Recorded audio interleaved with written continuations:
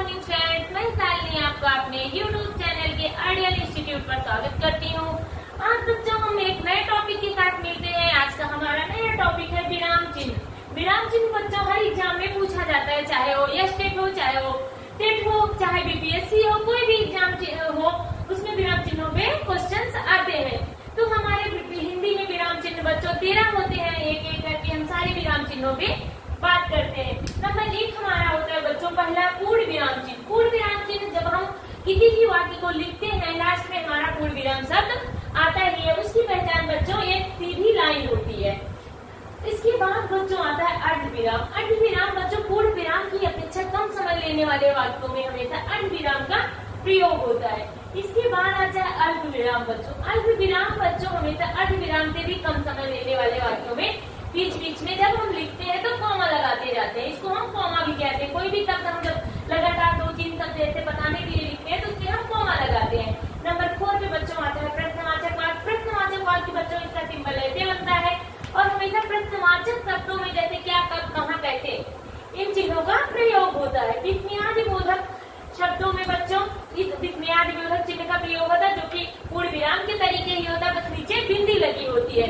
तो जिसमें दुख, सुख, हर्ष व्यक्त किए जाते हैं ऐसे वाक्यों में विस्मयादि बोधक चिन्ह का प्रयोग होता है। नंबर 6 पे हमारा आता है बच्चों योजक चिन्ह। योजक चिन्ह बच्चों दो शब्दों को ही जोड़ता है। चाहे ये कह सकते हैं समान शब्दों को जोड़ता है, चाहे कह सकते हैं पुनरुक्त शब्दों को जोड़ता है, चाहे कह सकते हैं समासिक पदों को या समासिक शब्दों को जोड़ता है। जैसे जहाँ समान, पूर्ण, पाप, सुख, दुख, इन सारे शब्दों को जोड़ने के लिए हमें योजक चिन्हों का प्रयोग करना होता है। नंबर 7 पे आता है बच्चों निर्देशक, जिसको हम डैश कहते हैं। निर्देशक बच्चों और योजक दोनों चिन्हों में बड़ी सिमिलरिटी है, दोनों सेम दिखते हैं बच्चों, लेकिन इतनी पहचान इसकी याद रखते हैं कि जो योजक चिन्ह होता है छोटा होता है बच्चों, और जो डैश चिन्ह होता है जिसको निर्देशक बोलते हैं वो बड़ा होता है। तो हमेशा लंबी लाइन याद रखिएगा।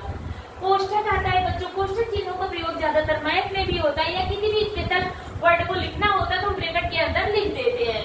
किसी भी शब्द को जब स्पेशलाइजेशन करना होता है तब वो कोष्ठक का यूज करते। उदाहरण चिन्ह बच्चों किसी के द्वारा किसी भी कवि द्वारा कही गई पंक्तियों को जब लिखते हैं, किसी भी चीज को स्पेशल विशेष बनाने के लिए जब लिखते हैं तो उदाहरण चिन्ह का हम प्रयोग करते हैं। नेक्स्ट हमारा अंशबोधक आता है बच्चों। इसका चिन्ह हमेशा ऐसा बनता है, इसको त्रुटिबोधक चिन्ह भी कहते हैं। त्रुटिबोधक चिन्ह बच्चों वो होते हैं जहाँ पे हम लिखते लिखते कोई मिस्टेक कर देते हैं, बाद में उस शब्द को हम लिखना चाहते हैं। इस सिंबल को लगा के उस शब्द को हम ऊपर लिख सकते हैं। जैसे लिखते हैं भारत की राजधानी दिल्ली है, तो मान लीजिए हम राजधानी लिखना भूल गए तो इस चिन्ह को लगा के हम ऊपर राजधानी लिख सकते हैं।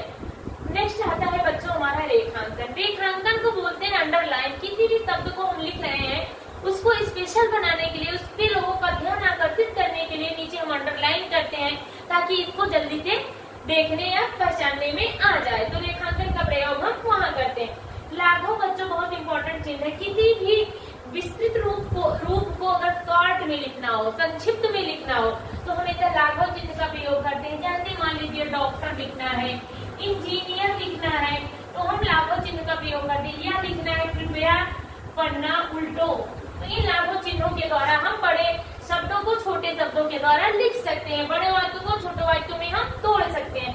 नेक्स्ट हमारा आता है लोक चिन्ह। जब हम बोलते बोलते थोड़े देर के लिए रुक कर फिर अपनी बात शुरू करते हैं तो वहाँ पे लोक चिन्ह का बच्चों प्रयोग होता है।